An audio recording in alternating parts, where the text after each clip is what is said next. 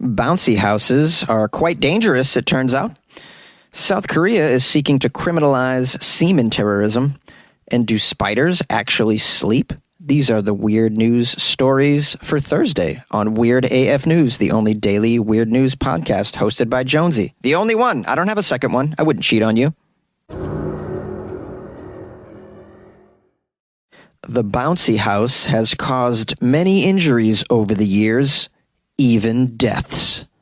Well, it's all fun and games with the Bouncy House. You guys know about the Bouncy House, right? That giant inflatable house. You take your shoes off, you bounce around. It's good for a party. It's good for Thanksgiving. It's good for a bar mitzvah. Whatever occasion you have, bring it to a funeral. I'm not against that. Hey, at my funeral, if you want a Bouncy House, thumbs up. Get a karaoke DJ and a Bouncy House. That's what I want my funeral to be. I want someone singing September, and I want people bouncing on the Bouncy House to September by Earth, Wind, and Fire. That's a good bouncing song. It's a good song to play at a funeral. It uplifts people's spirits. They're going to need that when I pass away. You know, people are going to be like, oh my God, the guy's not in the closet anymore. Oh, woe is me. Oh, is that September by Earth, Wind, and Fire? And a Bouncy House? Best funeral ever. This article says it's all fun and games and hoopla until someone gets hurt or dies. They go right there. They don't waste any time. Or dies by Bouncy House. Apparently there's a lack of regulations about bouncy houses. Did you know that? I had no idea there was a lack of regulations. Yeah, I think we knew there were a lack of regulations. People put that bouncy house wherever they please. They shove it in between the garage and the house where there's no room. They put it in the middle of the sidewalk. I've seen them in crazy places. Clearly no regulations. And, you know, there's no standards for quality of the house either, from my understanding anyways. They put duct tape over some holes and they just call it a day with that bouncy house. It says here, the bouncy house is a very popular, easily rentable party feature. But this bouncy house could be putting tens of thousands of children at risk, according to new research from the University of Georgia. Well, the University of Georgia is poking into our fun, about to ruin our good time surrounding this bouncy house, because they got some data. They did a study. I don't know why they're trying to take down our bouncy house. Probably the same people that took away the lawn darts. I'll bet you the slip and slide's next, guys. Enjoy it while you can, because as soon as they do a study on it, they just take it out of the culture. This study found nearly 500 people were injured. 28 people died worldwide in more than 130 bounce house accidents since 2000, the year 2000. They say these accidents are due to weather events. It doesn't say what these weather events are. Perhaps people are trying to bounce in a tornado? Or maybe a hurricane, and then they're just blown out to sea in the bouncy house. They become a bouncy house pirate ship out on the high seas. Is that a ship trying to take us down? What's that? People are bouncing on it. What is that? Are those pirates bouncing towards us? I would love to see that. I think I just came up with a new movie idea. All right, there's some more data backing up their claim that bouncy houses need to be removed from the world. How sad. I wish they would just let us have our fun, man. I mean, what else is there to do at a boring kids' party, you know? You do 9 Jaeger bombs, and you bounce. You bounce away. You tell the DJ to play some Genuine, and you get on that bad boy. You bounce to Pony. It's a good song to bounce to, Pony. You heard it from me first, guys. Okay, back to the data, the indictment. It says there's an estimated, you're not going to believe this, 10,000 emergency room visits in the United States each year because of bouncy house-related accidents that regularly result in broken bones, muscle sprains, and even concussions. Oh, Lord. There's also a quote here from this guy, John, who's the lead author of this study, and he's also an anti-bouncy houser. He says, well, these bouncy houses aren't something to set up and then forget about them, forget to stake them into the ground. Yeah, what could go wrong? Well, the answer is that it could all blow away in the winds when there's high winds. You know, if you got winds that are anywhere near severe levels, it could blow the house down. Some of these cases of the houses were in purely clear skies, too. You never know when a gust is going to come and sweep away your house, break your clavicle. I mean, what kind of fun is that when you have broken bones and concussions? That's not my idea of fun. My idea of fun is to sit in my chair and play Sudoku. I'm a fun guy, they say. Okay, John, we get your point, bro. The article says, also known as bouncy houses, magic castles, jumping balloons, or bounce castles, the portable playhouses are common fixtures at birthday parties, carnivals, and even wedding receptions. They cost less than $100 to rent on average in the U.S. Are they that cheap? I had no idea. Less than $100 for that big house? Huh. I thought they were much more than that. Well, I can't wait to rent one. It says they're an easy and fun way to keep kids and some adults, I feel like I'm being judged here by this article. It says the fun way to keep kids and some adults entertained for hours. Hours? Talk about hours. Days, bro. Days. If I'm on the right chemicals in a bouncy house.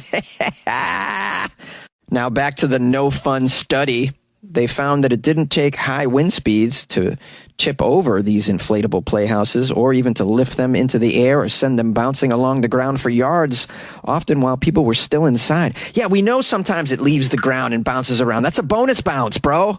Come on now. We got a quote here from a guy named Thomas, who's also part of the No Fun posse.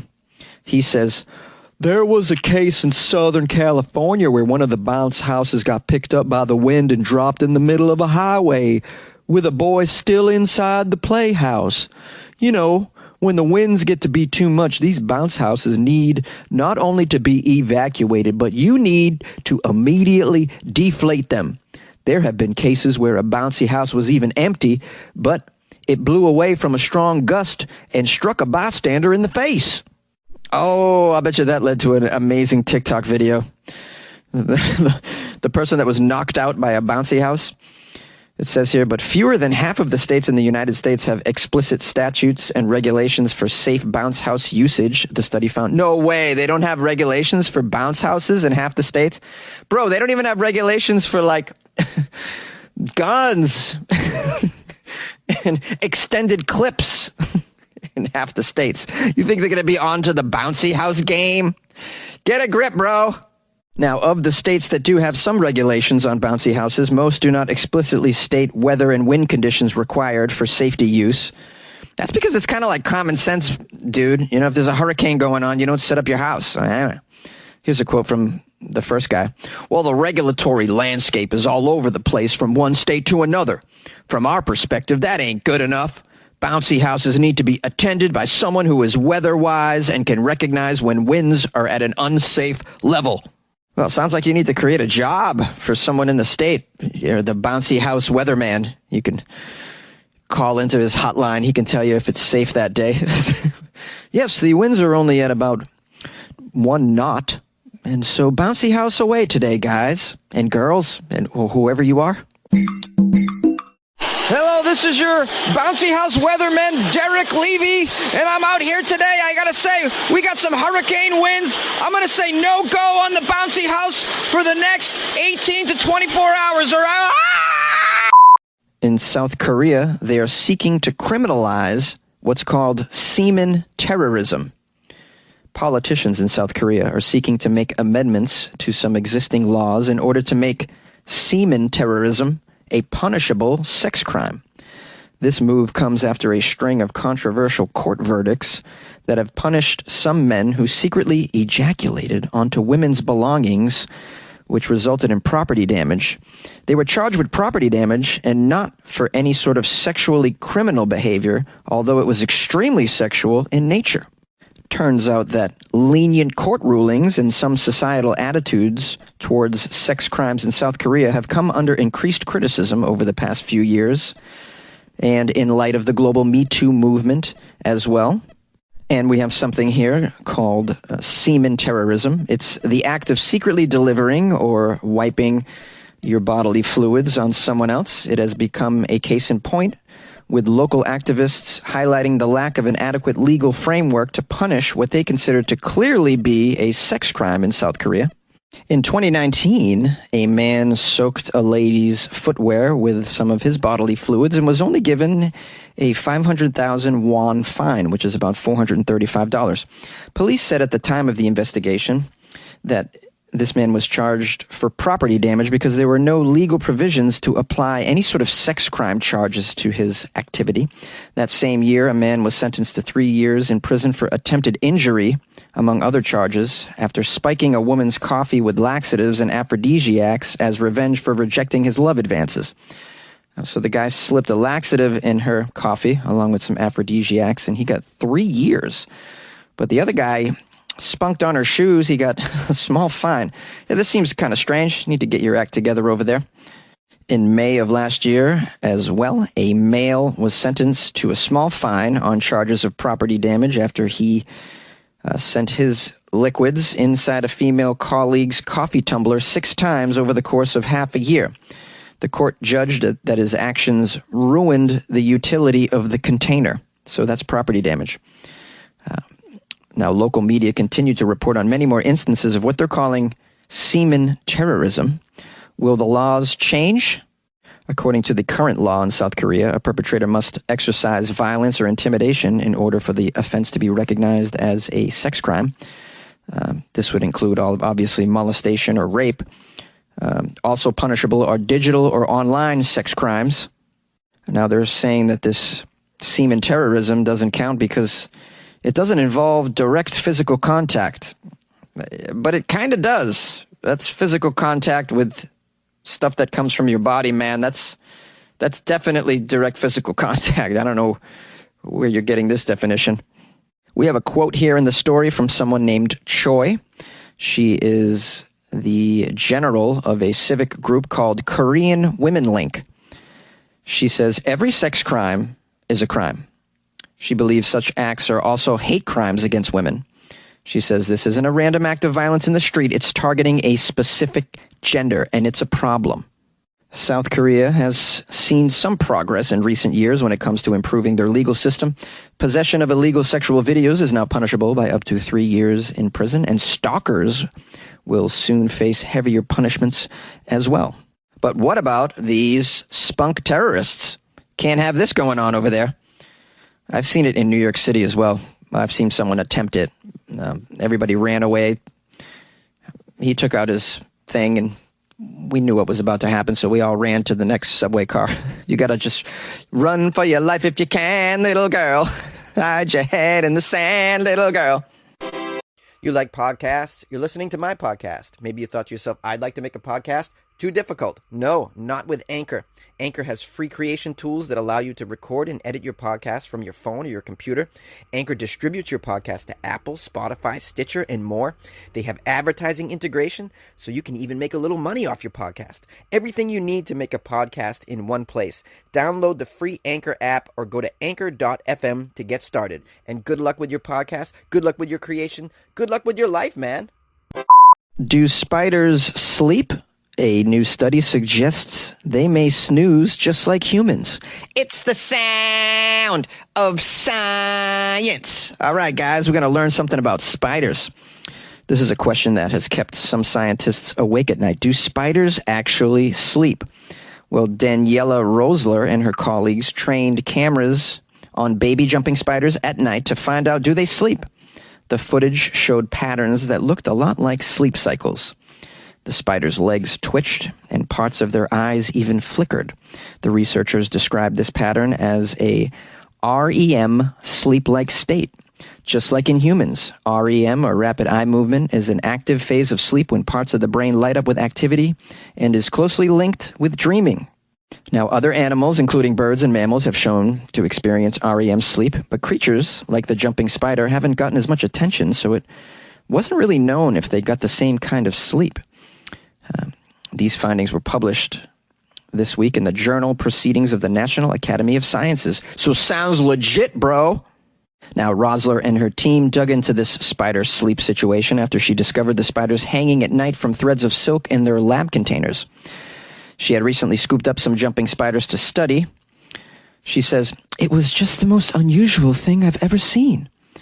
The research showed the spiders' overnight movements looked a lot like REM sleep in other species, she said, like dogs or cats twitching in their sleep. And they happened in regular cycles, similar to sleep patterns in human beings. Many species similar to spiders actually don't have movable eyes, which makes it difficult to compare their sleep cycles. But these jumping spiders that were used in the study are predators that move their retinas around to change their gaze while they hunt. Plus, these young spiders have a see-through outer layer that gives a clear window into their bodies as well. There's still some research to be done. They have to figure out if the spiders are technically sleeping while they're in these resting states. This includes testing whether they respond more slowly or not at all to triggers that would normally set them off. Critters like the jumping spider are very far from humans on the evolutionary tree, says Jerry Siegel, a sleep researcher who was not involved with the study. He said that he's doubtful that the spiders can really experience true REM sleep. Another researcher named Barrett Klein says that it's exciting to find REM-like signs in such a distant relative like this spider. Many questions remain about how widespread REM sleep is and what purpose it might serve for species. So I guess the question remains, do spiders even dream? How would we know? I like to think that all creatures are able to dream. I would feel bad for them if they couldn't dream. Dreaming is wonderful, right? And of course, I'd love to know what a spider would even dream about. That would be fascinating if one day we could have the technology to witness the dreams of other life forms or even our own life forms. Wouldn't you like to just watch Dream TV or Spider Dream TV? That'd be pretty cool. Meanwhile, what do we do with this information? Well, if you hear a spider snoring in the corner of your ceiling, don't disturb it. Wait for it to wake up and then kill it, all right? No, I don't condone killing. I'm not a spider killer. I don't kill bugs in my house. I'm a catch and release guy, which of course has ended a lot of relationships. I wanna thank you for letting me be myself in a closet. Hello, everyone. Kudos to you for making it all the way to the outro of this episode of Weird AF News. I appreciate your dedication and your time. We'll keep it brief. If you'd like to call the show, the number is 646-450-2012. Send me some articles, bro. Send me some articles. Tomorrow's Florida Friday, as you know, so if you come across some weird Florida news from the week and you want to send it, the email is funnyjones@gmail.com, or you can go to weirdafnews.com and click submit an article through there, but that takes extra steps. So just email me. Or you can actually tweet me as well, @FunnyJones, or send me an Instagram DM @FunnyJones as well. If you haven't been enjoying my Instagram lately, I've been putting a lot of clips of myself doing stand-up on there. And they're getting a lot of likes, so maybe check that out, @FunnyJones. Give me a follow. Drop me a DM, say what's up. I'll say what's up right back. Find out what you're doing. Find out where you live. I'm curious about my listeners. I like to learn about them, what they do for life and work. What kind of lifestyle they have. Where are they? I like to make friends. Okay, guys, if you want to support the show, you know how to do that. Join the Patreon, or you can buy Jonesy coffee right off of my website, my handy-dandy website, weirdafnews.com, paid for by the patrons. Thank you very much. I'm very grateful for my patrons, of course. They're very cool. Joining the Patreon is great because you get that good feeling knowing that you're supporting a one-man band in a closet. You get extra Weird AF content, and you get to join a kind of a cool, exclusive little club of weirdos in there. Just amazing people, by the way. Shout out to the patrons. So go to weirdafnews.com, and we'll see you tomorrow, everyone, for Florida Friday. Buckle up, kids. It's going to be a good one.